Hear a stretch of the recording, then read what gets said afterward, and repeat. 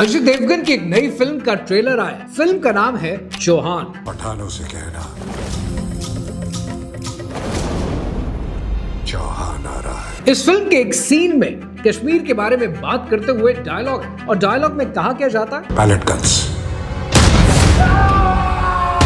Limited damage. यानी कहा यह जा रहा है कि पैलेट गन से कम नुकसान होता है। कम से कम नुकसान? सीरियसली?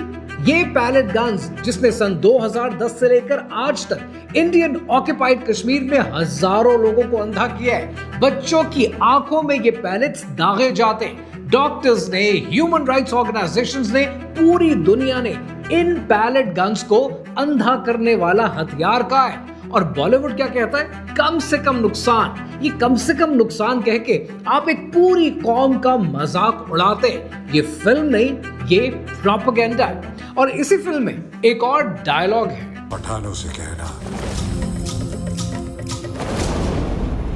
चौहान आ रहा है। तो चले जरा चौहान की कहानी समझते हैं। वो कहानी जो ये फिल्म आपको कभी बताएगी नहीं। पृथ्वीराज चौहान सन 1191 में पृथ्वीराज चौहान ने मोहम्मद गौरी को, जो अफगानिस्तान से आया था, उसको तरेन के मकाम पर हरा दिया। मान लिया, ठीक है। लेकिन अगले साल मोहम्मद गौरी वापस आया और अगले साल तरेन की दूसरी जंग बनी। इतनी बड़ी जंग कि इस जंग में न सिर्फ पृथ्वीराज चौहान हार गया, वो पकड़ा गया, वो मारा गया। और उसी दिन से दिल्ली सल्तनत का आगाज हुआ। तो जब ये फिल्म कहती है कि चौहान आ रहा है, तो तारीख याद दिलाना बहुत जरूरी है, क्योंकि चौहान आया था, चौहान हार गया था, चौहान मारा गया था उन्हीं अफगानिस्तान वालों के हाथों जिन्हें आज ये अपनी प्रॉक्सी बनाने की गलती कर रहे हैं। लेकिन असली मसला यहाँ पर चौहान है भी नहीं।